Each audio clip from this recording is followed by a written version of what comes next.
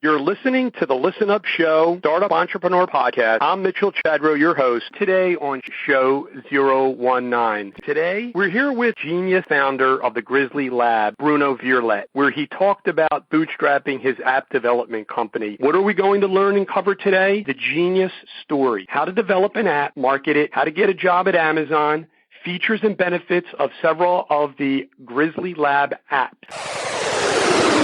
Listen up, trusted friends. It's your business, it's your family, it's your life. Now let's get started.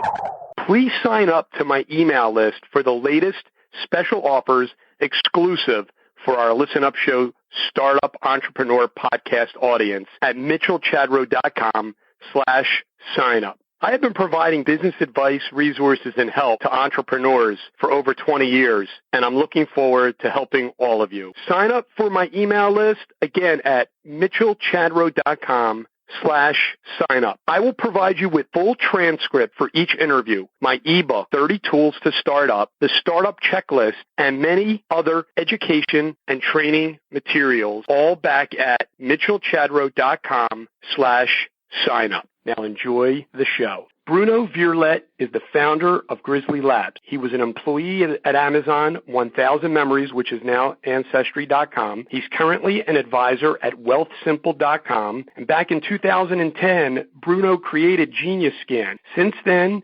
15+ million users have downloaded Genius Scan worldwide and scanned more than 200 million documents. The goal of Grizzly Labs is simple: to make it easier for individuals and small businesses to go paperless and manage their documents digitally.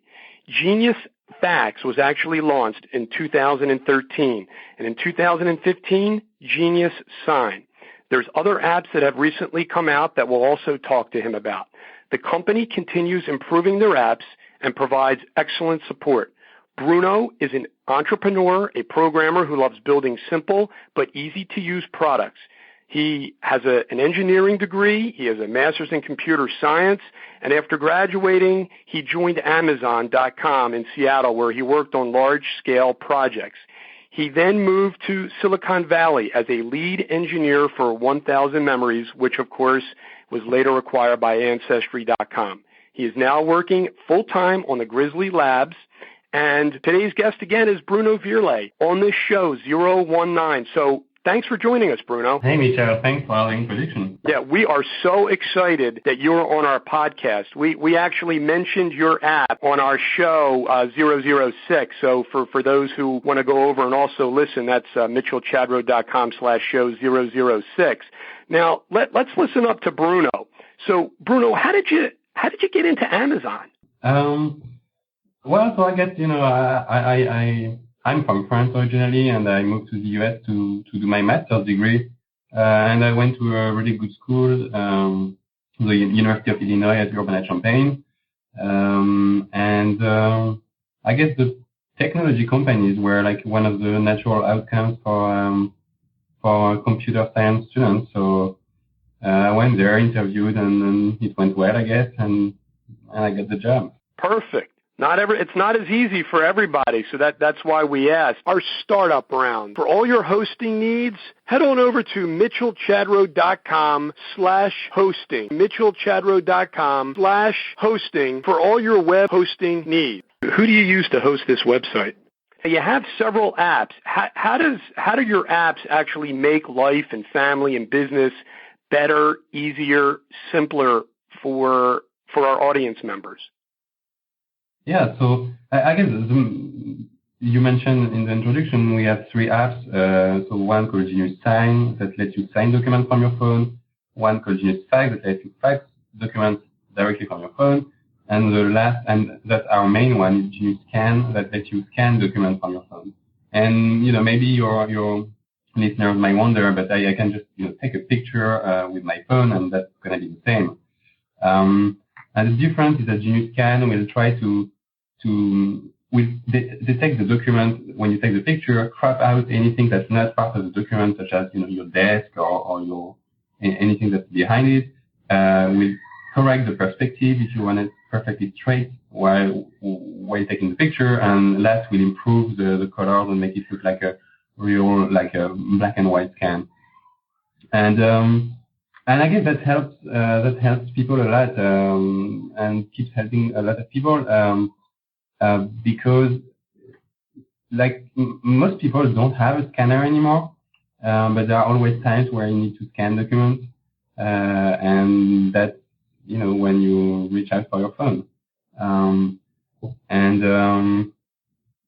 So people use Genius Scan every day, but we even have some examples of like students who contacted us and told us, "Wow, you saved my life. I was supposed to return this assignment to get my degree, and I forgot, and thanks to Genius Scan, I was able to do it from the car or something like that." So in some ways, it really does help and affect some people's life in a positive way.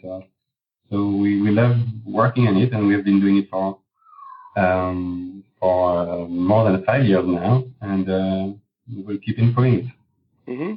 Tell us, as far as, did you actually bootstrap the Grizzly Labs into a sustainable business? I mean, the statistic I actually saw was one back in October of 2013, where you had like millions and millions of users. I mean, did you bootstrap the company? I mean, tell us a little bit about that. Yeah, so yeah, we definitely bootstrapped the company. So I started the Grizzly Labs with my co-founder Guillaume in France, what Genius Scan started as a side project, and we just noticed that it was really helpful for users and started improving it, and just by word of mouth and probably some luck, it grew up fairly fast, and we were able to build a successful a business out of it. We never took any investment and anything like that, because we don't really want to depend on anyone else and be forced to do things that we don't want to do just for the sake of growth and getting our investors a big return on investment.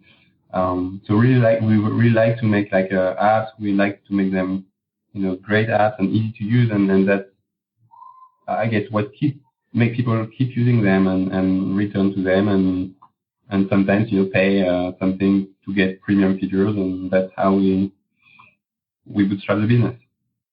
You have so many successful apps, not just one. I mean, but over and over and over again. What are the steps in developing an app? I mean, what does it entail? I mean, there's so many young entrepreneurs out there that are creating apps, and I think one of the main questions is a broad overview. What does it take? I mean, what are some of the processes that you go through in sort of taking yourself, step by step through the process? Maybe you can talk to us a little bit about that. Mm-hmm. Yeah. Well, I think everything starts with just an idea, something you want to build. And the tricky part is whether or not that's an idea that can make a business, right? So for Genius Scan, we had this need for a scanner ourselves, and we also wanted to work on the project. So, and it ends up that a lot of people need a scanner. And for any all the other apps that we developed, for most of them, the idea came from feedback from Genius Scan users. And so, for instance, Genius Facts came from a lot of people asking us, how can I scan my documents from my phone? I'm scanning a document. I want to be able to fax it now. How can I do that? And get this feedback once, twice, and then you start getting it 10 times. And after a couple of years, you create this new app, and you know that it really answers a need from your users. The tricky part is when you don't have this user base, and then you need to, to make sure that the idea you have will actually correspond to a real need. And that's where you can see if you have the need yourself for this app, but you can also I ask around friends and family and make sure that they are like honest with you. Would they use this? Do they need it? And then you can, ask more people and then do like more like a market research, I guess. But yeah, making sure that you don't create a problem with the app, but more that you solve a problem with the app you launch is, I think, crucial to start a successful app. We have an actual featured listen up question from one of our audience trusted friends. We have a question from Nathan Young. He's a programmer and he's currently developing his own app. And he asks, as it relates to Genius Scan and Genius Scan Plus, he says, there's so much competition in the market with scanning apps, some of which also work well. How does Genius Scan set you guys apart from the pack? So he's curious because he's kind of talking about, using the app to take photos of documents. Why not just take a photo, of the document using an already existing app? And so he kind of wanted you to talk a little bit about what differentiates you from all the other scanning documents on the market. Yeah, that's a great question. I think there are several things. First, there are other apps in the market that are really good. There are also a bunch of really bad scanning apps, which are where the UI is not really good at all, and you probably would waste your time by using them. So first thing that I think we have created an app where we make sure that everything goes super fast. Like all the scanning flow in Genius Scan is like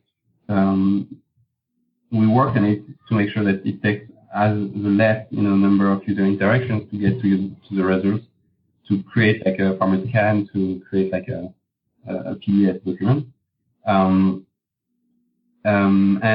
and that's something actually we are improving again with the next update coming in a couple of months, and we also I think support a wide range of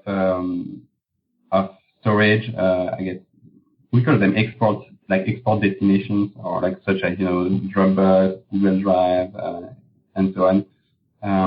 We support much more options in that regard than other apps. And last but not least, we actually do provide a support for everyone. That's something we really insist on, is that anyone, users of the free app or the pay app, they write us, we reply to any single email, and that's dozens of emails a day that we do reply to, because we think that part of the experience of building an app is also making sure it's working well for your users, and that if they have a question and an issue with the app, you either explain how to solve it or you actually solve the bug.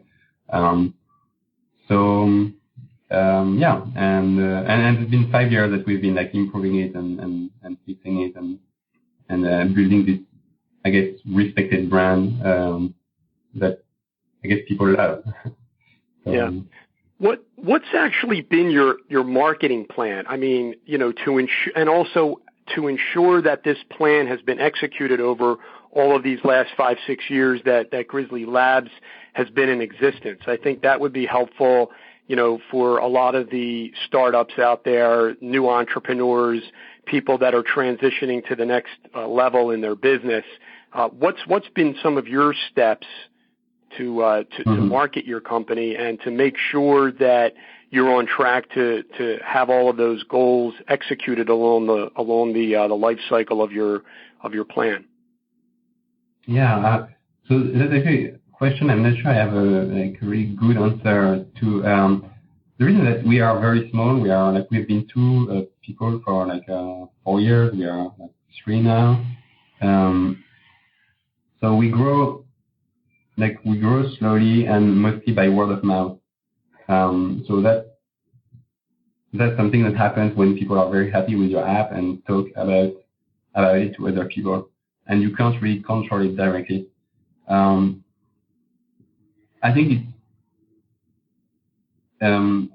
and also Genius Scan is free, and that's something that we can afford also because we are like a very small team and we don't have much expenses. And like I think you would find other companies doing the same application with like a small team of 10 people, maybe. Maybe I make the jargon, but like at least 2 times more than what we are.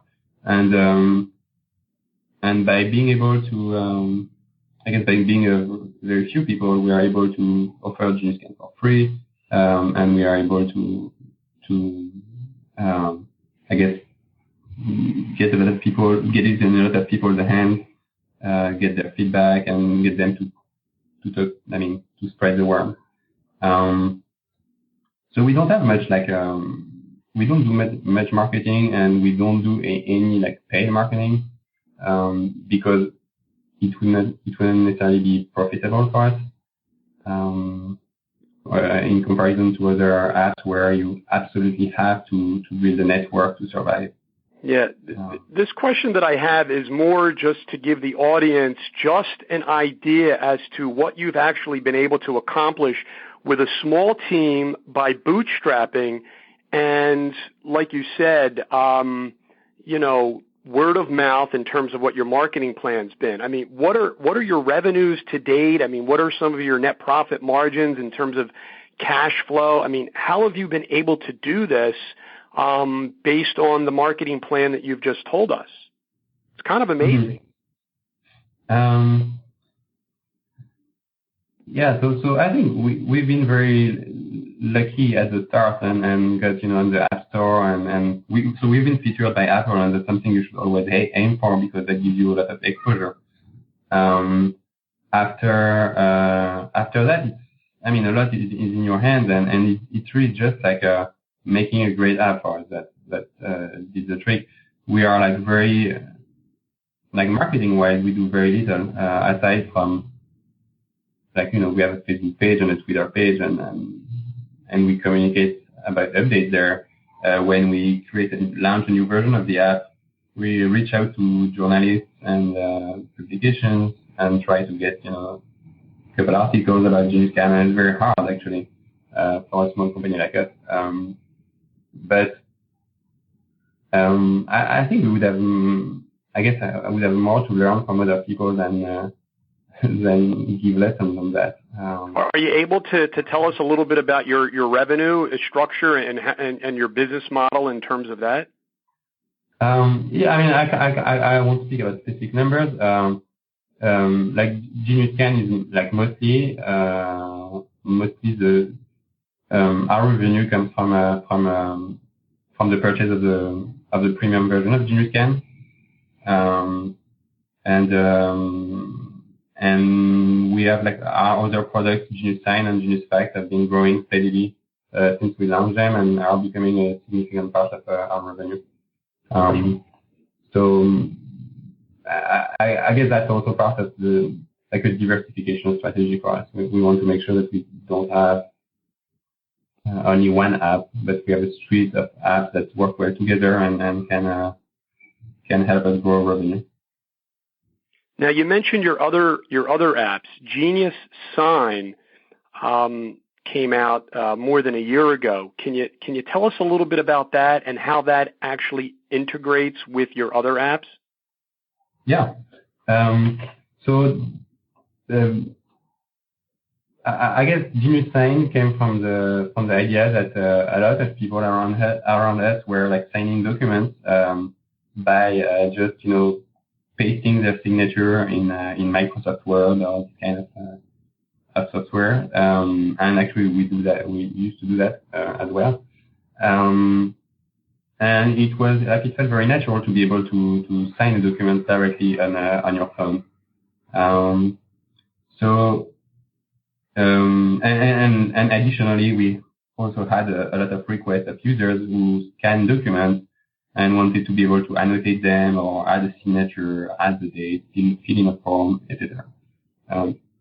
So that's why we did Genius Sign, and we try to make it very, very, very simple. And I have a couple nice features that help you sign your document faster. So for instance, there's a feature that will find the pages where it asks you to and that's mostly like that triggered us to launch a Genius Sign. And the way it integrates with Genius Scan is very easy. We didn't want to put it within Genius Scan because we don't believe in complex like Swiss knife applications. Mm-hmm. So we wanted to create a separate application, and that's what we did. But when you are in Genius Scan and you open a scan and you can tap on the action button, you can choose to sign, and that's just gonna open Genius Sign or prompt you to download it if you don't have it yet. Yeah. We had a show. It was our show 015. So if people wanted to go over there, it's mitchellchadro.com/show015, where we actually talked about crowdfunding and crowdsourcing. Now, we know, based on what you've just told us, that you've really bootstrapped the company at this point, and I know that you haven't had any private equity or venture capital, but have you given any thought to crowdfunding or crowdsourcing? I mean, obviously you have a small team here. Maybe talk to us a little bit about what your experience is generally, or if you've given it some thought. I think that would be very helpful, especially given that we've talked about this very issue in other shows.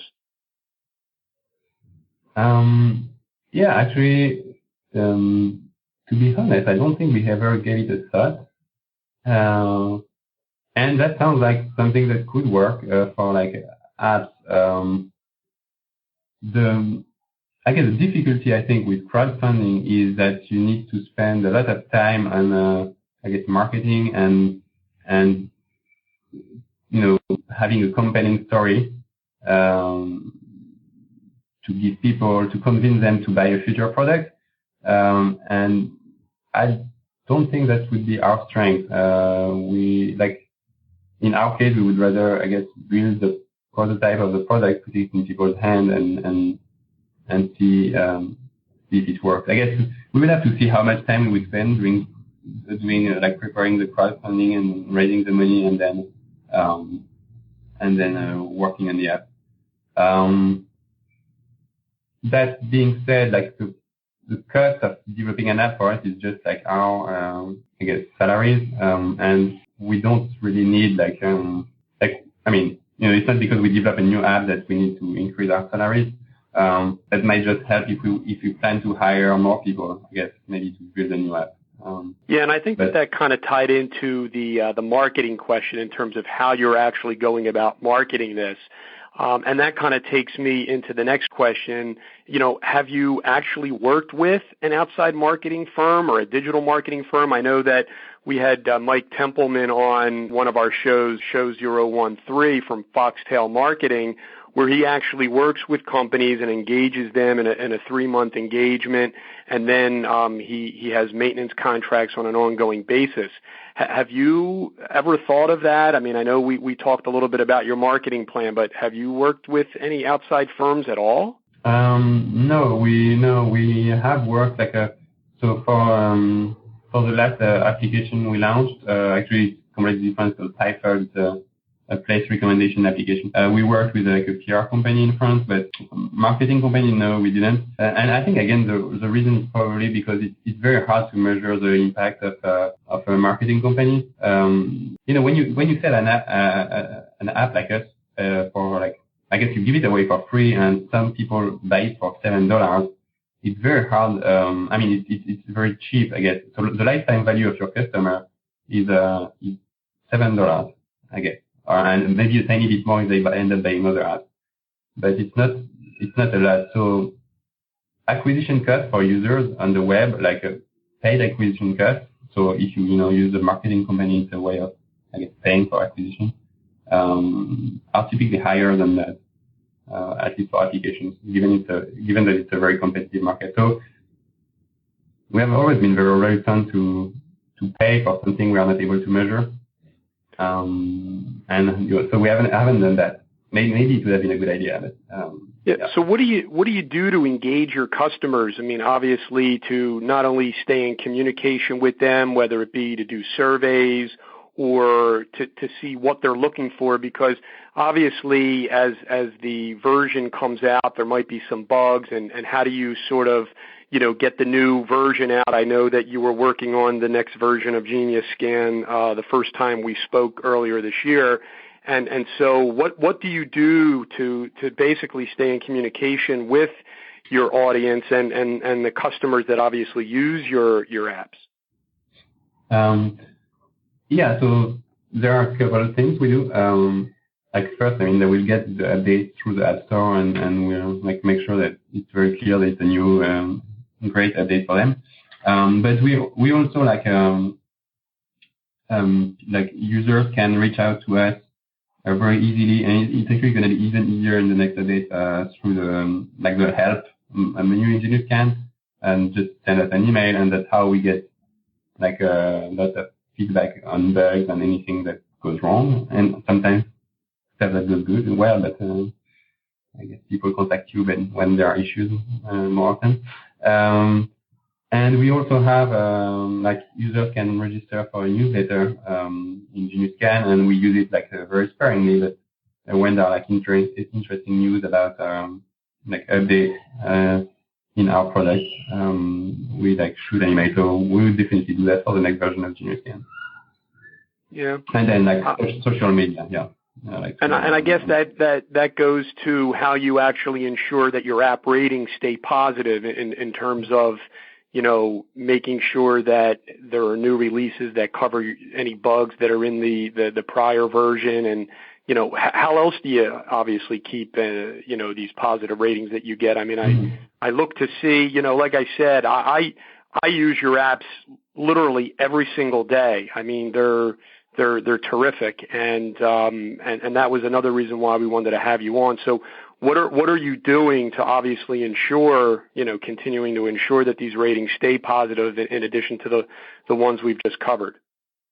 Yeah. So there are two things. One is that we are careful not to disturb a user's workflow, because if you change something that the user is used to, you may get some negative feedback, even though it could be better in the end. But so that's something you need to measure a lot, and it needs to be a measure risk, basically. So that's one thing.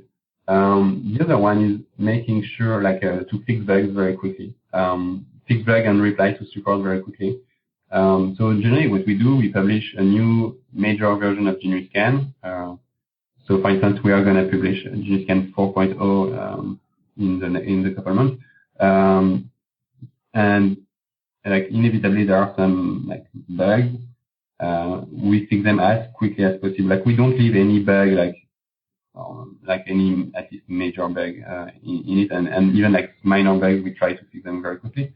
So what happens is for Genius Scan, we're going to do a 4.0, and very quickly after that, as soon as the 4.0 is published, and even before it's published, we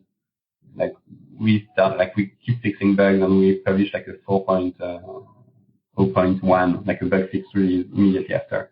And I think that's very important, just to address bugs immediately, because that's what's gonna give you negative reviews.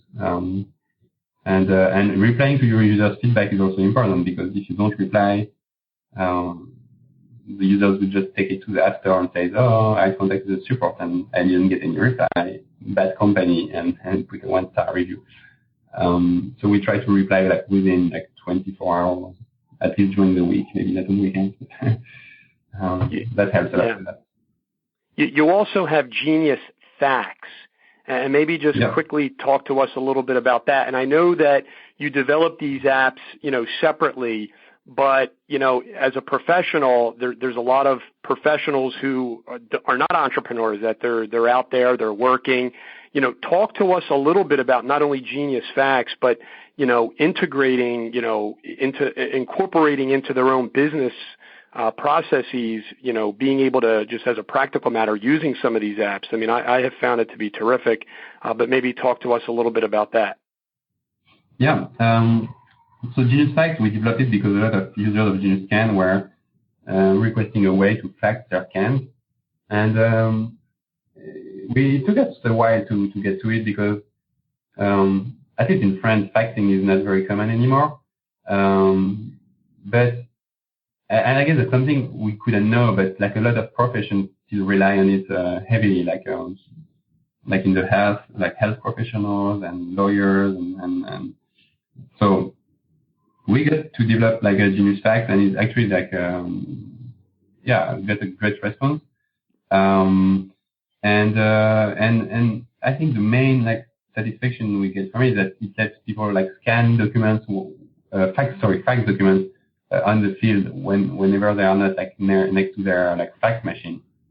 So again, like it lets people do their job faster by just like being able to fax right away and not wait to be back, in the office.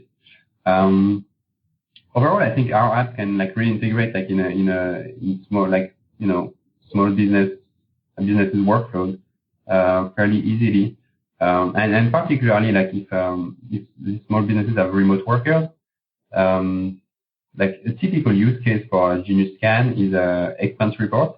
So that lets like employees send their expense reports, like aggregate scans and aggregate receipts and send their expense reports very quickly. We also have like a lot of users of small companies who use it on the field to scan to document like scan form that they just filled in with the customer and send it immediately back to the headquarters. And that's again something where without a portable scanner, it would take maybe a day to go back to the office and get that document processed, whereas now you can process it immediately without waiting. And then also something that must not be overlooked is that this app costs like in particular Genius Scan costs much less than an actual scanner, where you're gonna spend like maybe $100 on a scanner machine. Genius Scan is just like I guess it's free. Like the free version is fully functional, and you just pay if you want more advanced features. So that can be, some savings for a small company. Listen up, trusted friends. There's a lot of value bombs in what Bruno was just talking about. I mean, we're professionals, we're entrepreneurs, we're on the move, we're on the road, we're traveling constantly.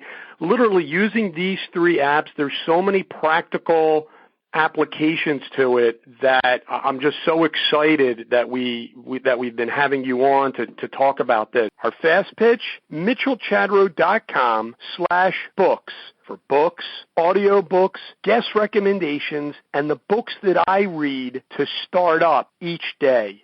Sponsors our fast pitch, my book club recommendations, back at mitchellchadro.com/books.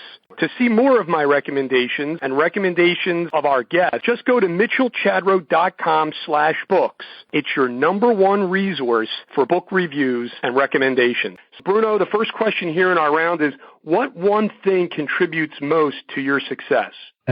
Sorry, what's one thing that contributes most to our success? Or to your success personally? I mean, through your life, what do you contribute most to the success that you've had to date? Could be an attribute, a characteristic. I think what maybe most is that I really love what I do, and I wouldn't be able to work on something I don't like. Best business advice you ever got? For it to grow slowly and take your time, maybe make mistakes, but taking your time and not try to go too fast. And that applies to us, maybe not to any company. Sure. Next, the Audible Inspiration Book, which is sponsored again by mitchellchadro.com/audible. Name a book that has helped you either in business, family, or life. I think a good book I can think of is you probably heard it. It's a Rework and Remote by Jason Fried. Okay. These are, I think, really good books. They're from the founder of 37 Signals, which is actually called Basecamp now.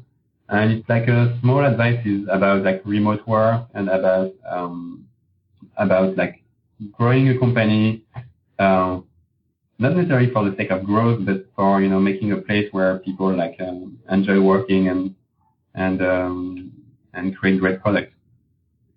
Now, besides Genius Sign, Genius Fax, and Genius Scan and Genius Scan Plus, name us an app that you use to help you in business, family, or life. Let me look at my home screen. I guess, okay, one app I really like is called City Mapper.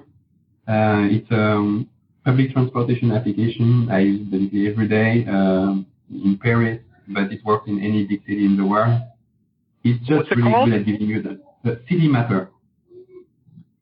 It's really good at giving you directions and actually combining public transportation. So, for instance, it's going to be able to tell you take a bike and then hop on the bus and then take a Uber to get to your destination. It's going to be the fastest way. It can be like crazy stuff like that. It's very good. Perfect. How about a quote or a mantra that you use to inspire and motivate yourself? And I'm sure it will impart that on others in our trusted friends audience. The only one I can think of, actually I think it's a good one. It's a quote from the Y Combinator, like the incubator in the Silicon Valley.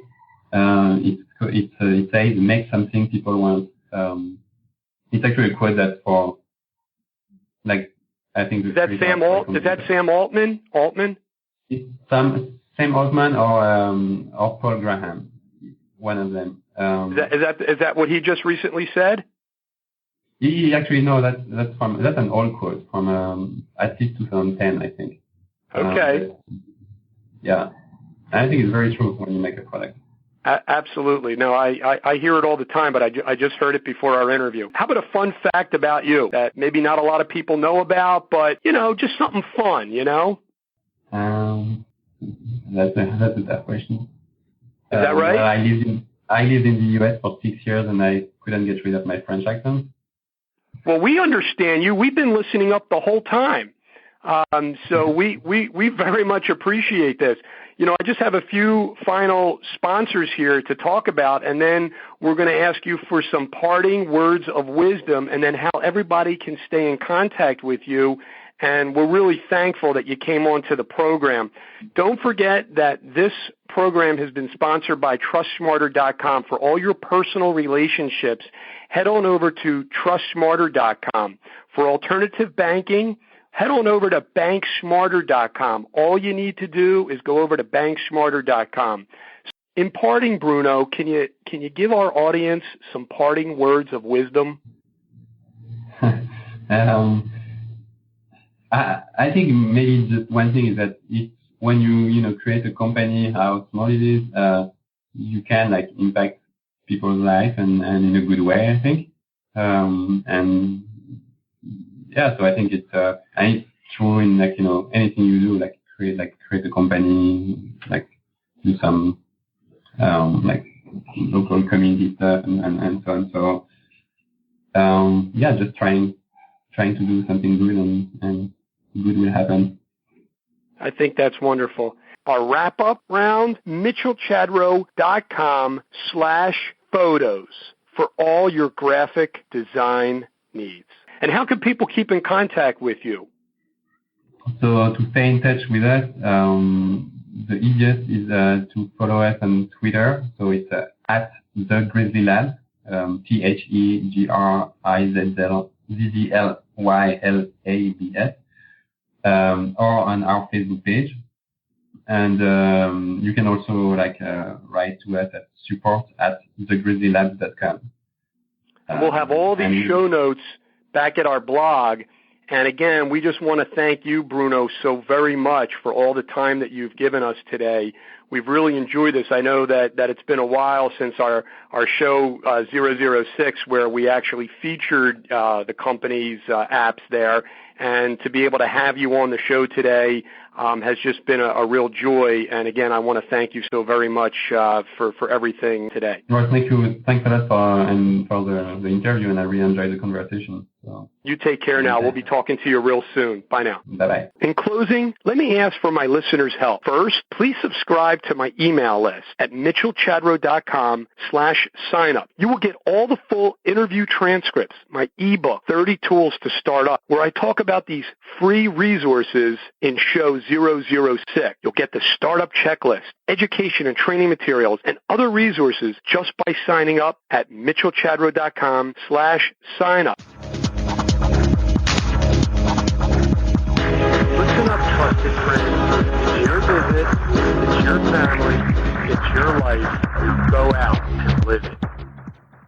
Back at mitchellchadro.com/signup, help me boost the rankings of the Listen Up Show, the Startup Entrepreneur Podcast, by providing a well-written review in iTunes. mitchellchadro.com/iTunes. It helps other people find the show. If you actually need instructions on how to do this, you can find that back at mitchellchadro.com/signup. Thank you so much for subscribing to my email list and providing a written review on iTunes. Until next time.